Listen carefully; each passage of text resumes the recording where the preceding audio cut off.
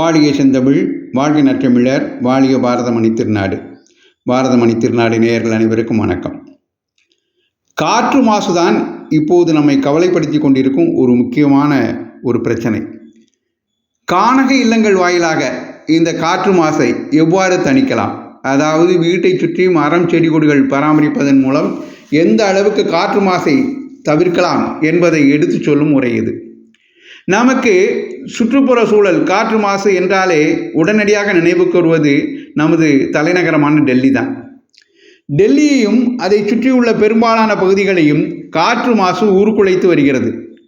மக்களின் இயல்பு வாழ்க்கை கடும் பாதிப்புக்கு ஆளாகி உள்ளது. காற்று மாசின் அளவு எவ்வளவு உள்ளது என்பதை தரக்குறியீட்டு எண் வாயிலாக அறிந்து கொள்ளலாம். தரக்குறியீட்டு எண் 100ஐ தாண்டிவிட்டாலே காற்று மாசு ஓரளவுக்கு உள்ளது என்பதை உணர்ந்து கொள்ளலாம். 400 என்ற அளவை கடந்துவிட்டால் அது மிகவும் மோசமாக உள்ளது என்பதை புரிந்து கொள்ளலாம். டெல்லியில் காற்று மாசு பல பகுதிகளில் 500 என்ற குறியீட்டு எண்ணையும் தாண்டிவிட்டது. அதிலிருந்து அதன் அபாயத்தை புரிந்து கொள்ளலாம். எப்போதும் இருண்ட பக்கத்தை மட்டுமே பார்த்து கொண்டிருக்கக்கூடாது. பிரகாசமான பக்கமும் இருக்கிறது, மாற்று ஒன்று இருக்கிறது என்பதை நாம் மனதில் கொள்ள வேண்டும். காற்று மாசை கட்டுப்படுத்த என்ன வழி என்பது குறித்து ஆக்கப்பூர்வமாக சிந்திக்க வேண்டும். தெற்கு டெல்லியில் உள்ள ஒரு இல்லம் அதற்கு எடுத்துக்காட்டாக அமைந்துள்ளது. தெற்கு டெல்லியில் சைனிக் ஃபார்ம் என்ற பகுதி உள்ளது. இங்கு திரு பீட்டர் சிங், திருமதி நினோகவர் வாழ்ந்து வருகின்றனர். இவர்களது வீடு அமைந்துள்ள பகுதியில் காற்று தர குறியீட்டு எண் 10 முதல் 15 வரை தான். ஆச்சரியம் பாருங்கள், 10 முதல் 15 வரை தான் உள்ளது. இதை மற்ற பகுதிகளில் உள்ளவர்கள் கண்டு வியந்து வருகிறார்கள். இது எப்படி சாத்தியமானது என்று கேள்வி கணை தொடுக்கிறார்கள். திரு பீட்டர் சிங், திருமதி நினோ கவுர் தம்பதியினர் இவ்விவகாரம் தொடர்பான எல்லா கேள்விகளுக்கும் பொறுமையாக பொறுப்புணர்வுடன் பதிலளிக்கின்றனர். இவர்களது பண்ணை வீடு பசுமையான சூழலில் காட்சியளிக்கிறது. சுமார் 15,000 தாவரங்கள் மற்றும் மரங்கள் பண்ணை இல்லத்தை சூழ்ந்துள்ளன. கோடையிலும் குளிர்காலத்திலும் இந்த கானக இல்லம் தனித்தன்மையுடன் மிளிர்கிறது. இந்த இல்லம் உண்மையிலேயே அபூர்வமானது. இந்த வீட்டில் சிமெண்ட் பயன்படுத்தப்படவில்லை, கான்கிரீட் உபயோகப்படுத்தப்படவில்லை, ரசாயன கலப்புடைய வர்ணம் எதுவும் பூசப்படவில்லை. பாரம்பரிய முறைப்படி இந்த வீடு மிகவும் நேர்த்தியாக கட்டப்பட்டுள்ளது. இது எளிமையாகவும் எளிதாகவும் இந்த வீடு விளங்குகிறது. சிமெண்ட் காங்கிரீட்டுக்கு பதிலாக சுண்ணாம்பு பயன்படுத்தப்பட்டுள்ளது.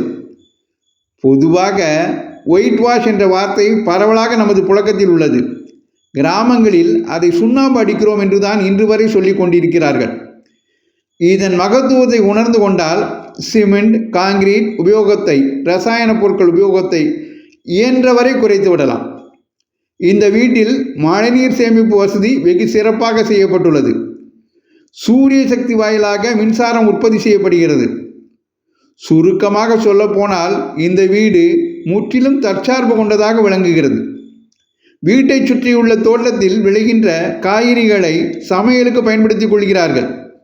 இது அவர்களின் ஆரோக்கியத்தை மேலும் மேம்படுத்துகிறது.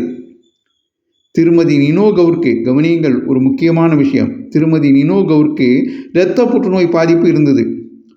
ஆயுர்வேத மருத்துவர் ஒருவர் இயற்கையோடு இணக்கமான வாழ்க்கை முறையை பின்பற்றினால் இந்த பாதிப்பை தணித்து விடலாம் என்று ஆலோசனை கூறினார். இதன் அடிப்படையில் சிறிது காலம் கோவாவில் வாழ்ந்த பிறகு அதைவிட சிறந்தது என கருதி தெற்கு டெல்லி சைனிக் ஃபார்ம் பகுதியில் கானக இல்லத்தை அமைத்துள்ளனர். இந்த பண்ணை இல்லத்துக்கு தினந்தோறும் பார்வையாளர்கள் பலர் வருகின்றனர். தலைநகர் டெல்லியில் கவர்ந்திழுக்கும் வகையில் கானக இல்லம் எழுப்பப்பட்டுள்ளதை பார்த்து பிரமிக்கின்றனர். இதை முன்னுதாரணமாக கொண்டு தங்கள் பகுதிகளிலும் இல்லங்களை கட்ட முன்னெடுப்புகளை மேற்கொள்ளப் போவதாக அவர்கள் கூறுகின்றனர். டெல்லியில் மட்டுமல்லாமல் பஞ்சாப், ஹரியானாவிலும் இத்தகைய கானக இல்லங்கள் அதிகரித்தால் காற்று மாசு என்பதே காணாமல் போய்விடும். இப்போது நம் பகுதிக்கு வருவோம். நம் வீட்டை சுற்றி இயன்றவரை மரங்களும் செடி கொடிகளும் வளர்ப்போம். வீதிகளில் நிறைய மரங்களை வளர்ப்போம். பொது இடங்களில் மரங்களை வளர்ப்போம்.